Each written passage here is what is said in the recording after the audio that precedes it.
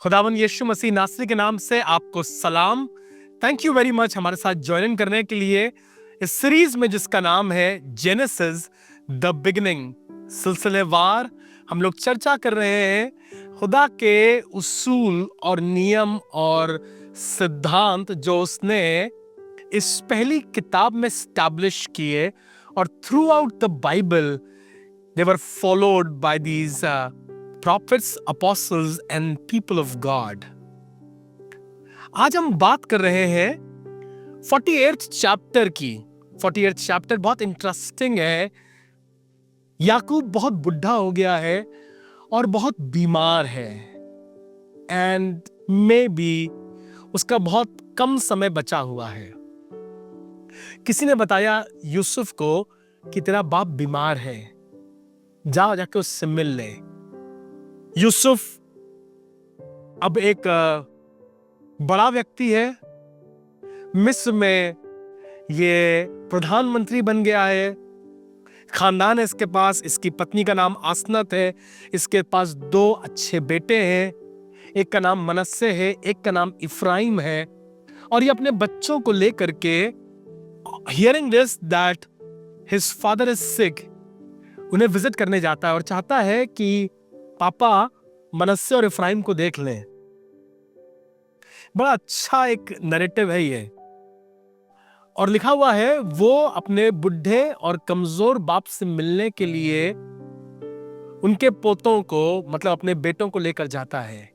और याकूब को मालूम चलता है कि यूसुफ अपने बच्चों को लेकर आ रहा है, तो बुढ़ा याकूब भी बहुत उत्साहित हो जाता है। और लिखा हुआ है 48वें अध्याय के दूसरे पद में वो अपने आप को संभाल कर खाट पर बैठ जाता है और इंतजार करता है कि मुझसे मेरा बेटा और मेरे पोते मिलने आ रहे हैं। क्या खूबसूरत तस्वीर है।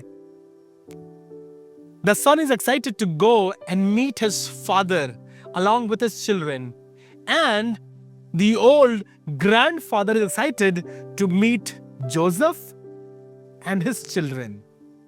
ये खानदान को दर्शाता है, प्यार को दर्शाता है। काश खुदा करे हमारे खानदानों में पीढ़ियों में खुदा का प्यार और मोहब्बत ऐसे ही पाई जाए। और जब यूसुफ अपने दोनों बेटों को मनस्से और इफ्राइम को लेकर जाता है, दादा से मिलवाता है, दादा बहुत खुश होते हैं और कहते हैं कि खुदा ने मुझे बरकत दी थी, कनान देश में लूज नाम नगर में मुझसे मिलने आया था और उसने कहा था कि मैं तुझे बढ़ाऊंगा, तेरे देश को बढ़ाऊंगा। वो सब बरकतें जो अब्राहम से बोली गई थी, इजाक से बोली गई थी, आसमान के खुदा ने याकूब पर दोहराई थी और कहा था मैं तेरा नाम इजराइल रखूंगा। Now we see the multiplication of God's blessing in Jacob. Abraham के पास तो एक ही बेटा था, इज़हाक के पास 2 बेटे थे, पर अब खुदा याकूब को बरकत दे रहा है और याकूब से 12 गोत्र निकले हैं। यूसुफ जो उनके लिए अन्न पूरक बन गया, उनका सहारा बन गया, उनके लिए अन्नपूर्णा बन गया। He provides food, he provides shelter to them. और वो उन सब लोगों को बुला लेता अपने साथ मिस्र में कि अब यहीं आकर मेरे साथ रहना, गोशेन में रहना, सुरक्षित रहना। शायद ये पहला मौका है जब आज दादा और पोते आमने सामने हैं। It's a very family and a very emotional moment for these 2 young lads and even for this Oldi. अब जब जाता है उनके पास तो यूसुफ बहुत सावधानी के साथ मनस्से को जो बड़ा है अपनी बाईं तरफ रखता है और इफ्राइम को जो छोटा है अपनी दाहिनी तरफ रखता है ताकि पापा के सामने लेकर जाए, ताकि पापा जब अपना हाथ बढ़ाए तो पापा का राइट हैंड मनस्से पर आए और लेफ्ट हैंड जो है वो इफ्राइम पर आए। पर जब वो पापा के पास लेकर आता है, पापा अपने आप को संभाल कर बैठ जाते हैं और पापा बरकत देना चाहते हैं, तो पापा did something that was not expected. अचानक से याकूब अपने हाथ क्रॉस कर लेता है और इफ्राइम को जो छोटा है दाहिने हाथ से बरकत देता है और मनश्शे को जो बड़ा है बाएं हाथ से बरकत देता है। यूसुफ कहता है पापा पापा पापा रुकिए रुकिए, क्या कर रहे हैं देखिए नहीं गलत हो गया। इफ्राइम छोटा है, मनश्शे बड़ा है, मनश्शे को आशीष दीजिए। वो कहता है मैंने गलती से नहीं किया, पर मैंने जान, I can hear from God and that is why I am blessing Ephraim more than Manasseh. मुझे बहुत कारण तो नहीं मालूम कि क्यों उसने इफ्राइम को आशीष दी, इफ्राइम को बढ़ाया, इफ्राइम को बरकत दी और मनश्शे को भी आशीष दी, लेकिन he was under Ephraim. But this tells a very interesting story. अगर आप ध्यान से सुनेंगे तो खुदा बाप पता नहीं क्यों कई बार ऐसा करता रहा कि एसाव से पलौटे होने का हक याकूब के पास चला गया, याकूब को बरकत मिल गई, याकूब बढ़ गया। और हम देखते हैं यहाँ पर इफ्राइम के नाम का मतलब है fruitful. God has blessed me in the land of affliction, so that is why Joseph named his son Ephraim, fruitful. और मनश्शे का मतलब होता है खुदा ने मुझसे मेरा पुराना सब दुख और दर्द भुला दिया। God made me forget my past. कितने खूबसूरत नाम यूसुफ ने अपने बच्चों को रखे हैं, मनश्शे एंड इफ्राइम, मनश्शे और अप्रैम। और फिर ये बरकत इतनी अच्छी हो गई, इतनी बरकत हो गई कि लोग एक दूसरे को जब आशीर्वाद दिया करते थे तो कहते थे खुदा तुम्हें इफ्राइम और मनश्शे की तरह बढ़ाए, खुदा तुम्हें इफ्राइम और मनश्शे की तरह बढ़ाए। और लिखा हुआ 48वां अध्याय उसके 20वें पद में, this became a common blessing among the nation of Israel, कि लोग यूं बरकत दिया करते थे, खुदा तुम्हें इफ्राइम और मनश्शे की आशीष दे। इतनी क्या खास बात हो गई इफ्राइम और मनश्शे में कि खुदा उन्हें बरकत दे रहा है। जी, it became a common blessing. Now people used to bless each other with the same verdict and with the same blessing. कारण क्या है? इफ्राइम मतलब फ्रूटफुल। यूसुफ को उसके भाइयों ने बेच दिया था, यूसुफ को उसके भाइयों ने गड्ढे में डाल दिया था, यूसुफ के भाई उसे मार डालना चाहते थे और परिस्थितियां यूसुफ को आज पराये मुल्क में, मिस्र देश में लेकर आ गईं। पर धन्यवाद करता हूं, भाइयों की सारी साजिश और दुश्मनों की सारी चाल खुदा के हाथ को यूसुफ पर रोक नहीं सकी। And God blessed Joseph and Joseph was fruitful. याद है आपको, जब याकूब बरकत देता यूसुफ को तो कहता है कि यूसुफ फलवंत दाख लता की एक शाखा है जो दीवारों पर फैल गई है और अब लोग देखते हैं कि उससे नुकसान पहुंचाना संभव नहीं है। कहता है तीरंदाजों से बहुत छिड़ा है, धनुषधारियों ने उसे बहुत खेदित किया है, लेकिन फिर भी उसकी कमान मजबूत रही। जी, आप परिस्थितियां आपकी नेगेटिव हो, कठिन हो, विपरीत हो, पर आज मैं इफ्राइम की बरकत आप पर बोलना चाहता हूं that God may make you fruitful. You don't have any money in your pocket and you don't have big bank balance and you are still starving, but I thank God Ephraim का खुदा आज भी जिंदा है और जो यूसुफ को गड्ढे से निकाल करके महल तक पहुंचाने की सामर्थ्य रखता है, वही तुम्हारा खुदा है और वही तुम्हें बढ़ाए और तुम्हें फलवंत करे और तुम्हारी जिंदगी बहुत से लोगों के लिए आशीष का कारण हो सके। मनश्शे, मनश्शे का मतलब होता है खुदा ने मुझसे मेरा अतीत भुलवा दिया। God made me forget my past. Problem मालूम क्या है, हम कई बार अतीत को लेकर के, अपने बीते हुए कल को लेकर के, उनकी परेशानियों को लेकर के, उनकी मजबूरियों को लेकर के, उसकी आह को लेकर के अपने आज को खराब करते रहते हैं, रोते रहते हैं। क्या बताएं, कोई हमारा साथ नहीं देता, अगर हमारे पापा होते, अगर हमारा मकान होता, अगर हम भी अंग्रेजी स्कूल में पढ़े होते। Stop crying, stop complaining. Joseph in his adversaries, नकारात्मक परिस्थितियों में था, सब कुछ खराब था, लेकिन एक बार भी अपने अतीत को लेकर रोता नहीं है। कमाल की बात यह है, यूसुफ के भाई यूसुफ के पास आते हैं और अतीत की बातें करके उससे माफी मांगना चाहते हैं, आंसू बहाना चाहते हैं, रिकंसाइल करने की कोशिश कर रहे हैं। और यूसुफ मालूम क्या कहता है? कहने लगा, सुनो, जो कुछ अतीत में हुआ ना, वो करने वाले तुम नहीं थे, वो खुदा था। क्या कह रहा है? जो मुझे बेचा गया, मुझे गड्ढे में डाला गया, मुझे जेल खाने में डाला गया, मुझ पर गंदे गंदे इल्जाम लगाए गए, सब थे तो तुम्हारे कारण, बट आई बरी you of all those allegations, उन सब इल्जामों से मैं तुम्हें आजाद करता हूं। अब खुदा ने मुझे तुम्हारे प्राणों को बचाने के लिए तुमसे पहले मिस्र में भेज दिया। वो क्या कह रहा है? God has planned all these things and I'm happy to be in the plan of God. These two blessings were mind blowing and Israelites would bless their children. क्या? कि खुदा तुम्हें इफ्राइम और मनस्से की आशीष दे। इफ्राइम और मनस्से की तरह तुम आशीषित हो। और आप मालूम कमाल की बात क्या है? कमाल की बात यह थी कि याकूब ने यूसुफ को दुगना भाग दिया। Yes, he got the double portion. Ephraim और मनस्से दोनों इजराइल के 12 गोत्रों में अधिकारी बने।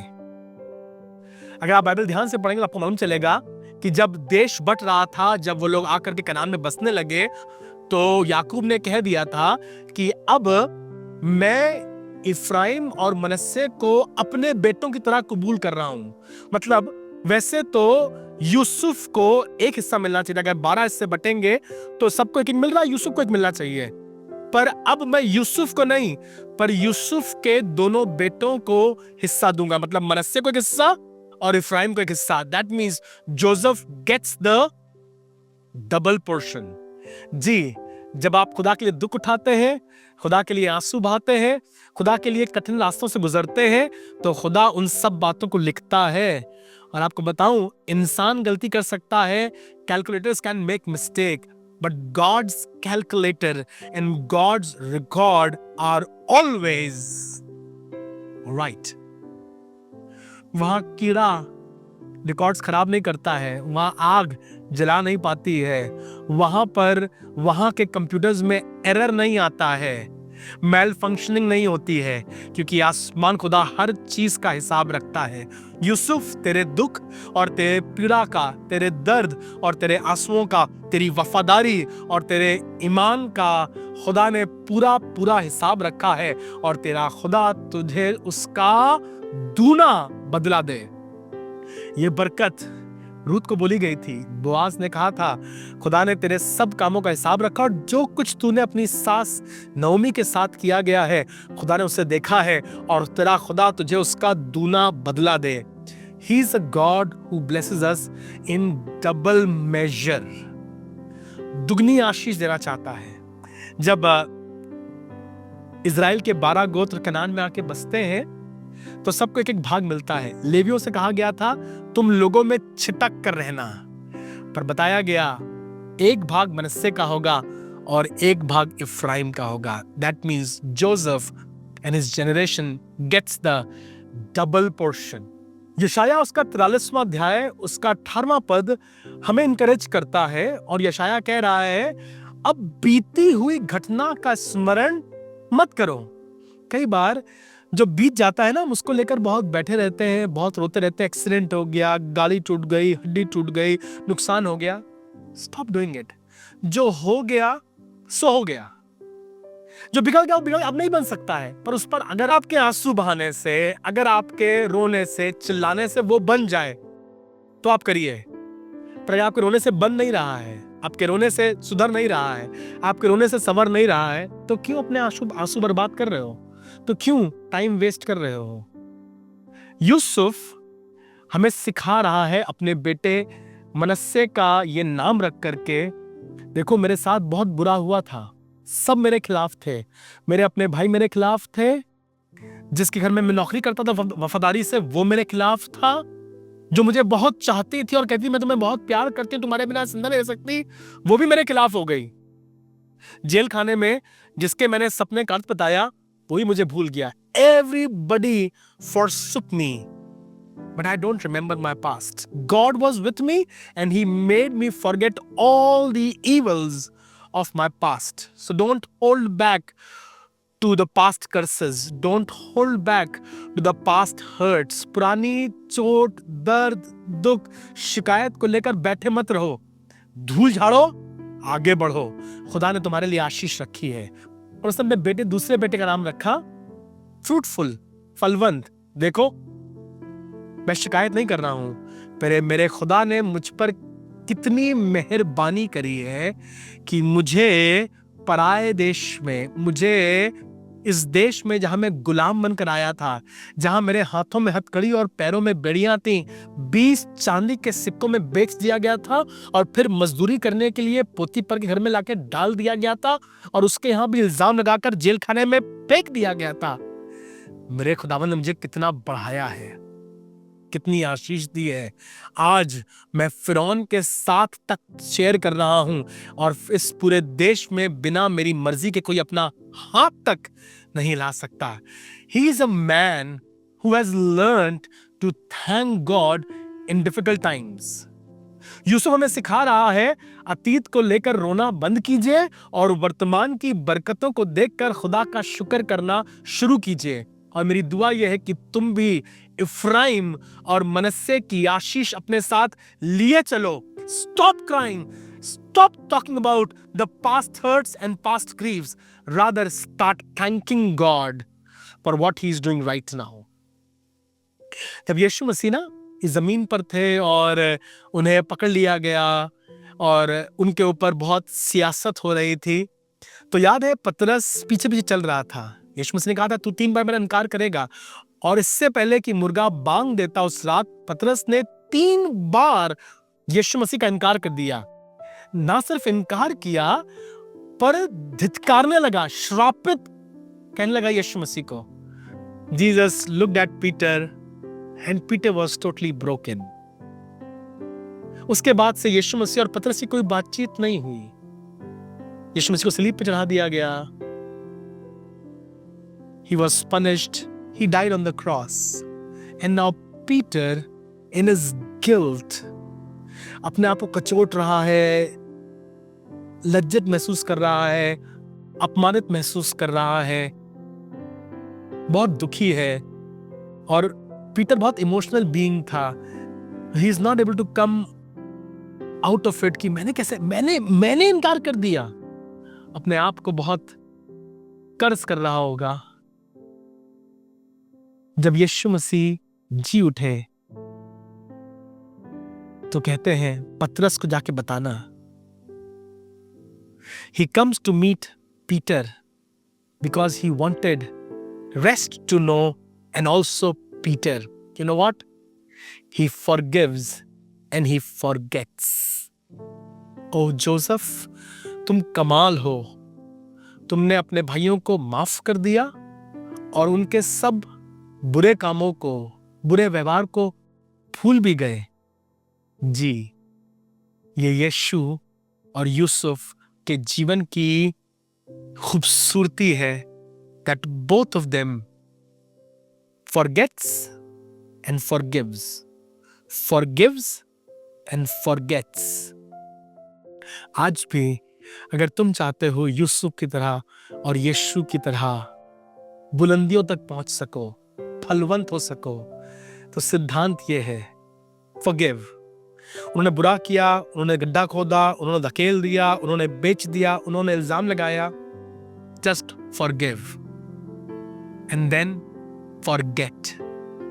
यूसुफ को चोट नहीं लगी थी सर पे कि उसको याद ही नहीं था भाइयों ने क्या किया। He made a choice to forgive and forget and don't talk about those evil deeds. बल्कि भाइयों से मिलकर जार रोया है।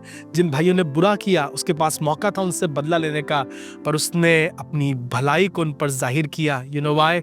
Because this young lad has learned Ephraim and मनस्से।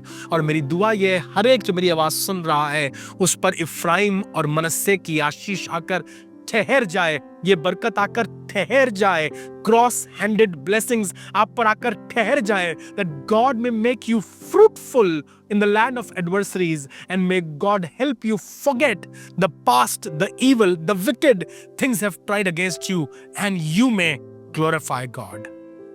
खुदा आपको बरकत दे। थैंक यू वेरी मच हमारे साथ इस गॉडकास्ट में ज्वाइन इन करने के लिए। और मेरी दुआ यह है, तुम इफ्राइम और मनस्से की आशीष के हकदार बन सको and you may receive the double portion for yourself. तुम्हारे ऊपर दूना अभिषेक आकर ठहर सके, वो अभिषेक जो एलिशा पर आकर ठहर गया था, उसका दूना मसा तुम्हारे ऊपर आकर ठहर जाए और खुदा की बरकतों में तुम आगे बढ़ सको। खुदा आपको बरकत दे। अगर आपको अच्छा लग रहा है तो किसी के साथ शेयर कीजिए, किसी को ज्वाइन इन कीजिए, किसी को बताइए। And if you want, could you please give us a small thumbs up, a like or a comment that would encourage us and bless us. Thank you very much.